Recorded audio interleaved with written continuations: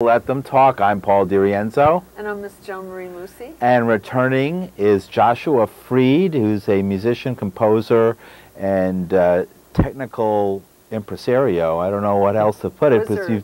Wizard of the technical musical interface. Welcome back. Thank you. Good to be back. It's been a long time since you were on. I think so, yeah. All right. But we're going to talk about your latest event that's coming up, right? You're going to tell us about it? Yeah.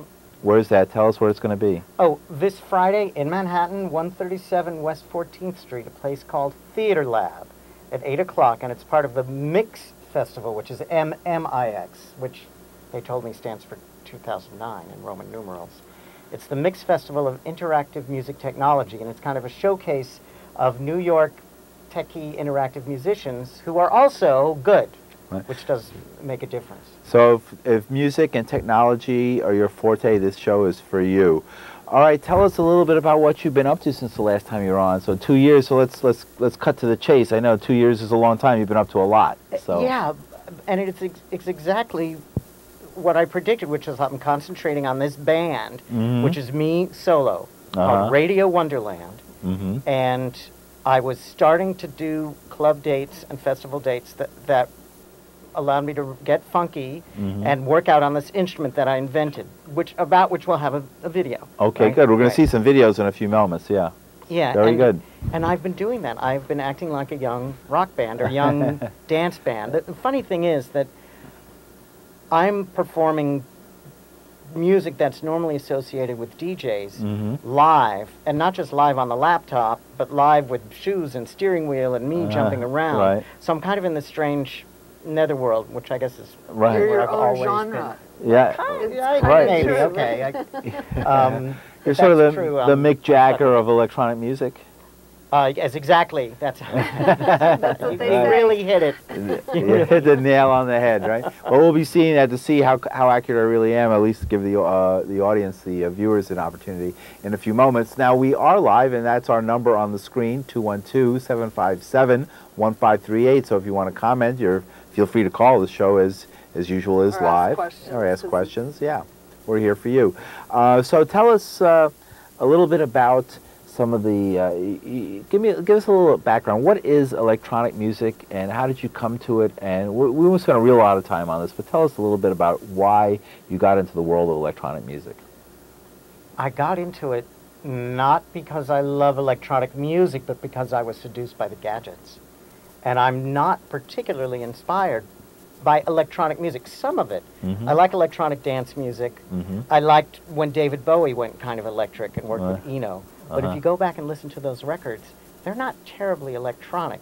He was very self-consciously adding synthesizers, where if you listen to any pop music from the 80s, it has more electronics than station to station.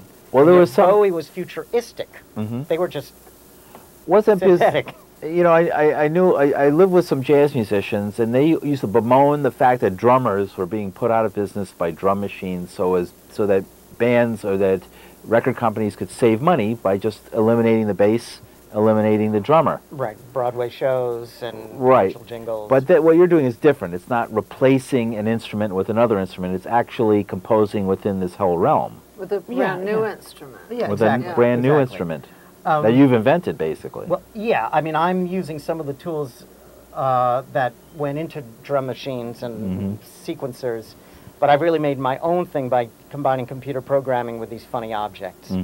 So I am... Like a steering... We'll see some of them, but the steering wheel, which he turns the steering wheel, a car steering wheel that affects the music output, it's pretty amazing. And shoes. Right, and boom boxes, and the shoes were amazing. You play the shoes like drums. It's pretty amazing when you see it. You'll see it in a few moments. But...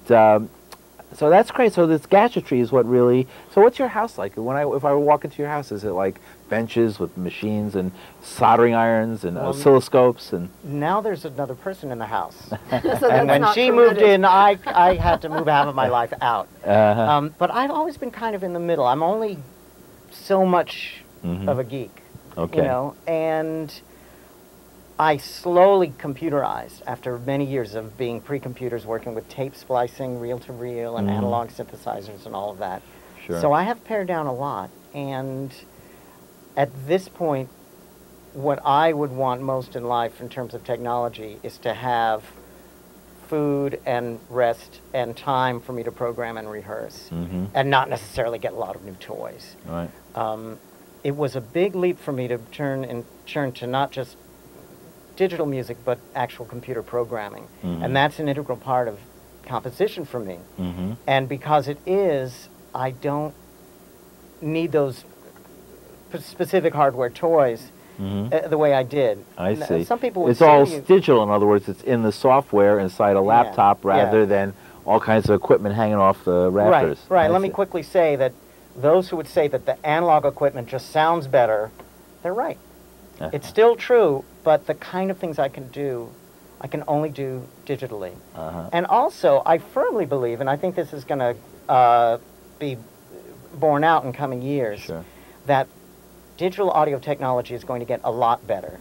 Remember, the CD was supposed to be perfection. Right. And then 10, 15 years later, they said to us, oh, this is lousy. You got to get super... Yeah, Blu-ray and all this kind of thing. And within the studio, the technology actually has a long way to go, because within the studio, you want much better than CD quality as you're making the record, even if you're only outputting to a CD. And when that technology reaches that level, I think that our digital music will sound just as warm and just as ineffably rich. And well, you know, when Joni and I started going out, she made me get rid of my reel-to-reel, my Ampeg reel-to-reel. It was this big, Ampeg, right? It was the Ampeg's Ampeg. It was this big. You sat up to it like this. It had the controls here and down here, and the two huge like 12-inch reels, and I had stacks of metal reels that literally you needed to move around with a hand truck, and I used to use a razor blade. Yes, me too. Right, and I wasn't doing sound. I was doing spoken word. Not music. Not music. Right. But those occasionally I would have to do music. Occasionally I would have to do music because there would be a background, and I wanted to have it nice and smooth, so the background would be smooth. So I would have to chop in, and now of course that's all been overtaken by the digital version, which is free. They pretty much give it away for free. Instead of like the editing technology. Yeah, the editing software now, you can get fine, high-quality editing software for free on the internet. Just type in editing program, and it comes up all kinds of great stuff.